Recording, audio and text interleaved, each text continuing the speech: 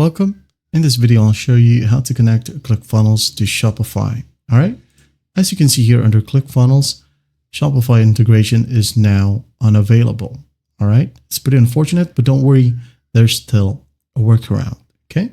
So you can go ahead and use any third-party automation platform like NA10, Zapier, or even Pipedream. All right. So for this example, I'm just going to be using Zapier as it is pretty easy to use.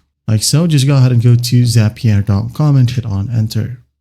Wait for it to load, and once it loads, it might ask you to sign up. Just go ahead and sign up. It's pretty easy to set up your account. And once done, once you're on your dashboard, go ahead over to the top left and click on create. Click on it. Now go ahead and click on Zaps. All right. Wait for it to load, and once it loads, go ahead and select your trigger. So just go ahead and click on trigger, and for the trigger, we're going to use ClickFunnels. Just go ahead and type down ClickFunnel, and here you have the option to use 2.0 or the classic ClickFunnel. I'm just going to use 2.0. Wait for it to load, and once it loads, go ahead and sign in with your account if you haven't done so. Okay. Once done, choose a trigger event. Now for this example, I'm just going to be using maybe one-time order paid. Okay. And once that's done, I'm going to hit on continue. Configure, select the funnel. For example, this funnel right here. All right. And then choose a page. Maybe I'm just going to use this discount squeeze like so. And then just hit on continue. Once done, make sure to test the trigger. And after that, you should be able to see a green check mark. All right. Just hit on close right here. Now go ahead and select an action. So we're going to be using Shopify like so. Click on it. As you can see here, it got a premium tag, but don't worry. You can go to the top left and just start the pro trial or premium trial. Now, if you like the connection or the automation, you can go ahead and upgrade to pro later. Okay. Action event.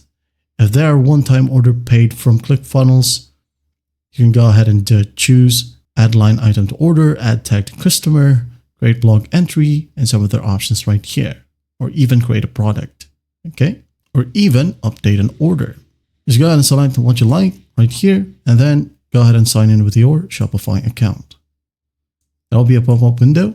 Now it says here, just enter the Shopify username you log into your account with, even if you use custom domain for your store. So if you don't know where to get this one, don't worry. Just go ahead over to your Shopify admin. Right here at the top, you have the address bar. Just copy this one. All right. Right click, copy, go back to the pop-up window, paste that in here, tap on yes and continue. Wait for it to load. And as you can see here, under Zapier is now loading. That means that it is now connected. Just hit on continue. Now configure it right here. Order ID, depending on the action event that you choose right here. Configuration right here, the right-hand side may be different. Okay. So once that's done, once everything is filled out, go ahead and hit on continue and test this step.